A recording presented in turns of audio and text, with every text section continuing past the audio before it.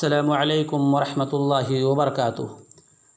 الحمد للہ رب العالمین والعاقبۃ للمتقین والصلاة والسلام علی انبیاء والمرسلین نبینا محمد وآلہ وصحبہ اجمعین، اما بعد۔ الحدیث السابع عن امیر المؤمنین ابی حفص عمر بن الخطاب رضی اللہ عنہ قال: سمعت رسول اللہ صلی اللہ علیہ وسلم يقول: انما الاعمال بالنیات وانما لكل امرئ ما نوى فمن كانت هجرته الى الله ورسوله فهجرته الى الله ورسوله ومن كانت هجرته لدنيا يصيبها او امرأة ينكحها فہجرته إلى ما هاجر إليه، متفق علیہ۔ اس حدیث کے راوی عمر بن خطاب رضی اللہ تعالیٰ عنہ ہیں۔ ان کا بیان ہے کہ اللہ کے نبی صلی اللہ علیہ وسلم نے ارشاد فرمایا کہ انما الاعمال بالنیات، عملوں کا دار و مدار نیتوں پر ہے، یعنی کوئی ایسا عمل نہیں جس میں نیت کا دخل نہیں۔ یعنی ہر انسان، کوئی بھی انسان جب کوئی عمل کرتا ہے تو ضروری ہے کہ اس میں نیت ہو۔ بغیر نیت کے کوئی بھی عمل قبول نہیں۔ یہاں تک کہ بعض علماء نے کہا: لو کلفنا اللہ عملا بلا نیہ لکان من تکلیف ما لا یطاق، کہ اگر اللہ تبارک و تعالی ہمیں مکلف کرتا عمل کرنے کا بغیر نیت کے تو ایسی چیزیں بھی مکلف ہو جاتی جس کا انسان طاقت بھی نہیں رکھتا۔ یعنی اللہ تبارک و تعالیٰ نے ہر عمل کے لیے نیت رکھی ہے، نیت کرنا ضروری ہے، اور یہ نیت صرف اور صرف خالص اللہ کے لیے ہونی چاہیے، چاہے وہ قولاً ہو یا فعلاً ہو، ہر حال میں نیت اللہ کے لیے خاص ہونی چاہیے۔ تب اس کا نتیجہ ملے گا ہمیں، اس کا ثمرہ ملے گا ہمیں، کیونکہ آگے اللہ کے نبی نے فرمایا: وَإِنَّمَا لِكُلِّ امْرِئٍ مَّا نَوَىٰ، کہ جو انسان جیسی نیت کرتا ہے وہ پا کے رہے گا۔ اگر وہ اللہ اور دار آخرت کی نیت کرتا ہے اپنے اعمال شرعی میں تو اسے وہ ملے گا، لیکن اگر اسے دنیا کی نیت رہے گی تو مل بھی سکتا ہے اور نہیں بھی مل سکتا، کیونکہ اللہ تبارک و تعالیٰ ارشاد فرماتا ہے: ما کان یرید العاجلۃ عجلنا له فیہا ما نشاء لمن نرید۔ جو شخص دنیاوی چیز کو جو چاہتا ہے تو جسے چاہتے ہیں اس دنیا میں ہم دے دیتے ہیں اسے۔ اللہ تعالیٰ نے یہ نہیں کہا عجلنا له ما یرید، یعنی اسے مل جاتا ہے جو وہ چاہتا نہیں، اسے وہی ملتا ہے جو ہم چاہتے ہیں، اور ہر ایک کو نہیں، جسے لمن نرید، جسے اللہ چاہتا ہے۔ یعنی جو شخص آخرت یا اللہ کو نہ چاہ کر کے دنیا چاہے گا تو اتنا ہی ملے گا جتنا اللہ نے جسے چاہا ہے اسے ملے گا۔ ایسا نہیں کہ چاہنے سے مل جائے گا، لیکن اگر انسان اللہ کو چاہتا ہے اور آخرت چاہتا ہے، اسی کے مطابق عمل کرتا ہے تو بے شک وہ چیزیں اسے ملیں گی، کیونکہ اللہ تبارک و تعالیٰ ارشاد فرماتا ہے: ومن اراد الآخرۃ وسعى لها سعيها وهو مؤمن فاولئك كان سعيهم مشكورا، یعنی جو آخرت کو چاہتا ہے، اس کے لیے کوشش کرتا ہے، وہ مومن ہے، اور وہی وہ لوگ ہیں جن کی کوشش قابل ستائش ہے، مشکور ہے۔ یعنی ضروری ہے کہ اس کا وہ ثمرہ وہ پائے جس کے ذریعے سے وہ اللہ اور آخرت کے لیے وہ کرتا ہے۔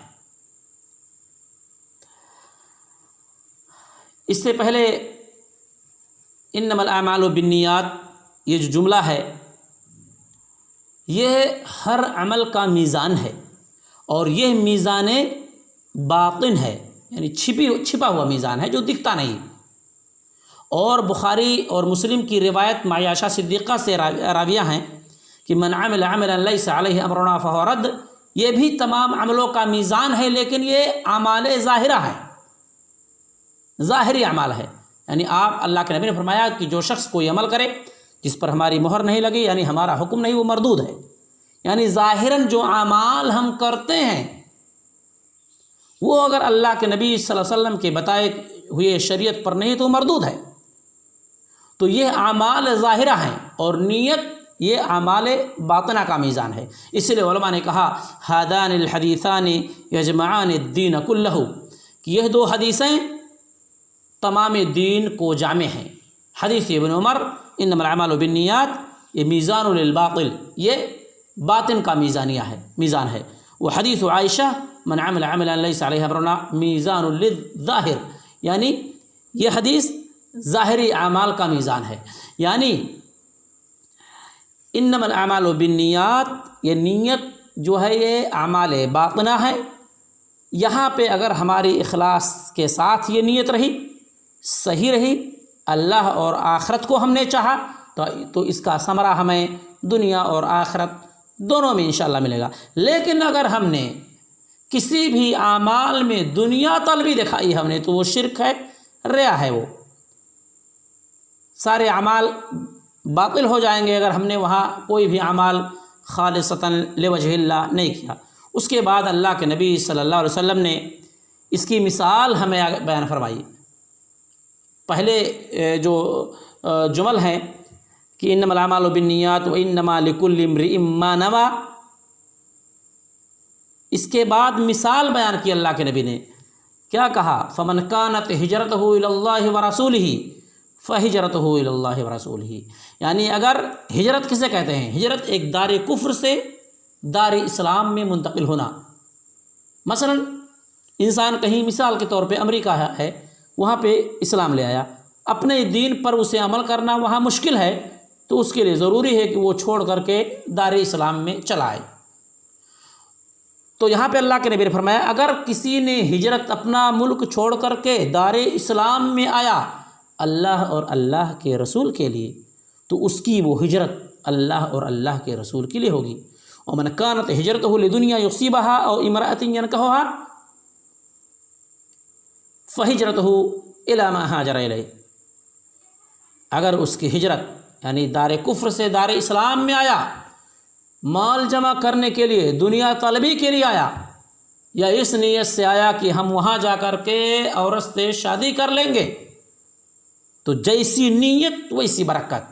جیسی نیت کی تھی دنیا طلبی کے لیے یا عورت سے نکاح کرنے کے لیے، تو وہ ہجرت وہی ہوگی جس کا اس نے قصد کیا ہے، اور اللہ کے رسول کے لیے وہ چیز نہیں ہوگی۔ یعنی اگر ہماری نیت میں کھوٹ ہے، ہماری نیت میں دار آخرت اور اللہ نہیں ہے، تو اس سے کوئی فائدہ نہیں، گھاٹا ہے، بلکہ ریا میں وہ شامل ہو جائے گا، جائے کہ وہ ہمارے اعمال مقبول ہوں، بلکہ گناہ کا باعث ہوگا وہ سارے اعمال۔ جیسے کہ اللہ کے نبی صلی اللہ علیہ وسلم نے یہاں مثال دی کہ اگر ہجرت ہم نے کی ہے اللہ کے لیے، اللہ کے رسول کے لیے، تو وہ چیز ہمیں ملے گی۔ لیکن اگر ہم نے ہجرت دکھاوے کا تو ہجرت ہے، لیکن مال جمع کرنے کے لیے اور شادی کرنے کے لیے ہم نے کی ہے، تو ہجرت کا جو ثواب ہے وہ ہمیں نہیں ملے گا، بلکہ جو چیز آپ نے جس نیت سے کی ہے وہی ہوگا آپ کے لیے۔ اس لیے اللہ کے نبی نے کہا فہجرتہ الی ما ہاجر الیہ، ذکر نہیں کیا آپ نے کہ فہجرتہ الی دنیا یصیبہا او امرأۃ ینکحھا، یہ نہیں ذکر کیا۔ تو علماء نے اس میں اختلاف کیا ہے، بعض نے کہا کہ کلام لمبا ہو جائے گا اس لیے اللہ کے نبی نے اشارہ سے کہہ دیا، بعض نے کہا نہیں، اللہ کے نبی نے اس دونوں چیزوں کی حقارت کی وجہ سے آپ نے ذکر نہیں کیا کہ دنیا اور عورت یہ حقیر چیز ہیں، حقیر چیز ہے۔ آپ ہجرت کی نیت کریں اور اس ہجرت سے دنیا اور طلبی مقصود ہو تو یہ حقیر چیز ہے، اور افضل اعمال یہ ہے کہ اللہ اور اللہ کے رسول کے لیے ہجرت کیا جائے۔ تو کراہتاً اللہ کے نبی نے ذکر نہیں کیا بلکہ اشارہ کر دیا۔ یعنی خلاصہ یہ ہے کہ کوئی بھی اعمال کریں ہم تو خالصتاً لوجہ اللہ کریں، وہی ہمیں فائدہ دے گا۔ اللہ کے لیے کریں، دکھاوے کے لیے نہ ہو۔ اگر دکھاوے کے لیے کریں گے تو ہمارے سارے اعمال باطل ہو جائیں گے، اللہ تبارک و تعالیٰ اسے ختم کر دے گا، بلکہ ہم عذاب کے بھی مستحق ہوں گے۔ دعا ہے بار الہ ہمارے قول اور عمل میں اخلاص پیدا کرے، اور جو بھی عبادت کریں ہم دکھاوا نہ ہو، خالصتاً لوجہ اللہ ہو۔ آمین۔ وصلی اللہ علی نبینا محمد و آلہ و صحبہ اجمعین۔